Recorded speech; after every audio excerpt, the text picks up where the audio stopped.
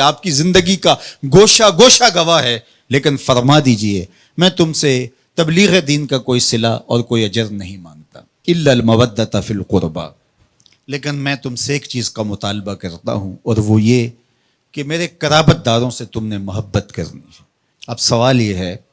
کہ جب تبلیغ دین کا کوئی صلہ نہیں مانگا تو قرابت داروں سے محبت بھی طلب نہ کی جاتی؟ تو اس کا جواب کسی نے کیا خوبصورت دیا، اس نے کہا کہ جو اہل بیت سے محبت طلب کی گئی ہے، یہ نبی کی، یہ اہل بیت نبوت کی ضرورت نہیں تھی، یہ بھی امت کی ضرورت تھی، اس لیے کہ اگر وہ اہل بیت سے محبت کر لیتے ہیں تو ان کے دین کی حفاظت ہوتی ہے۔ اور ارشاد فرمایا احب اللہ لما یغزو من نعمہ، اللہ سے محبت کرو اس لیے کہ وہ تمہیں طرح طرح کی نعمتیں عطا کرتا ہے، اس کا حق ہے تم اس سے پیار کرو۔ پھر فرمایا وَأَحِبُّونِي بِحُبِّ اللَّهِ، اور میرے سے پیار کرو میں تمہارے رب کا بھی محبوب ہوں۔ اور تیسری بات فرمائی وَأَحِبُّ أَهْلَ بَيْتِي لِحُبِّي، اور میرے اہل بیت سے میری وجہ سے پیار کرو، کہ وہ میرے اہل بیت ہیں، میری اطاعت ہے، ان سے پیار کرو۔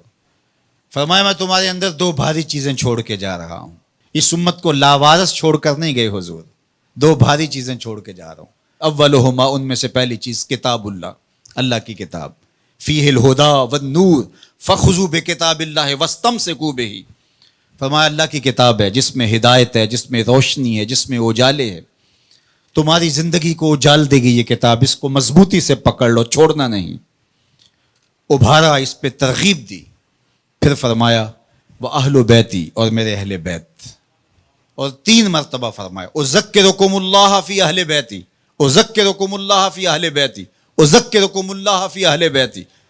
صحیح مسلم کی روایت ہے، میں اپنے اہل بیت کے حوالے سے تمہیں اللہ سے ڈراتا ہوں، میرے اہل بیت کے معاملے میں کوتاہی کا ارتکاب نہ کرنا۔ اچھا میں آپ سے پوچھتا ہوں، جب قرآن مجید موجود ہے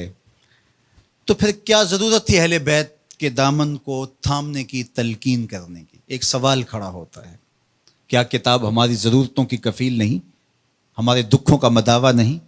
ہمارے درد کا درماں اور ہمارے امراض کا علاج نہیں؟ جب قرآن اتنا کافی ہے، اتنا وافی ہے، ضرورتوں کا اتنا کفیل ہے، تو پھر اہل بیت کے دامن کو تھامنے کی تلقین کیوں کی گئی؟ تو اس کا جواب یہ ہے، ایک ہوتا ہے علم، ایک ہوتی ہے اس کی عملی مشق، ایک ہوتی ہے تھیوری، ایک ہوتا ہے اس کا پریکٹیکل۔ اگر اسلام کی تھیوری دیکھنی ہے تو قرآن موجود ہے، اگر پریکٹیکل دیکھنا ہے تو کربلا کے تپتے ہوئے ریگزار میں حسین ابن علی کا کردار موجود ہے۔ دونوں کے دامن کو مضبوطی سے تھام لو، اور فرمایا کہ اگر تم ان دونوں کے دامن پکڑ لیتے ہو، میں محمد ضمانت دیتا ہوں صلی اللہ علیہ وسلم کہ تم گمراہ نہیں ہوگے۔ یار میرے حضور نے تو ضمانت دی کہ ان کو تھام لو تو تم گمراہ نہیں ہوگے، ہم 73 گروہوں میں بٹ گئے، فرقہ فرقہ ہو گئے، میرے حضور نے تو ضمانت دی تھی کہ تم تھام لو گے تو گمراہ نہیں ہوگے، ہم گمراہ کیسے ہو گئے؟ تو صاحب گمراہ اس لیے ہوئے، کسی نے قرآن کو چھوڑ دیا، کسی نے اہل بیت نبوت کے دامن کو چھوڑ دیا،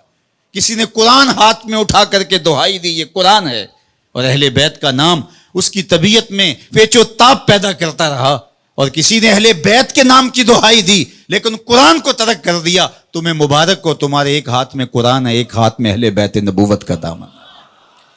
دونوں کے دامن کو تھام لو گے تو تم کامیاب اور بامراد ہوں گے۔ اور کہا یہ دونوں الگ بھی کبھی نہیں ہوں گے، تم دیکھ لو گے، قرآن سینے کے اندر ہوگا، حسین سینے کے اوپر ہوگا، تم دیکھ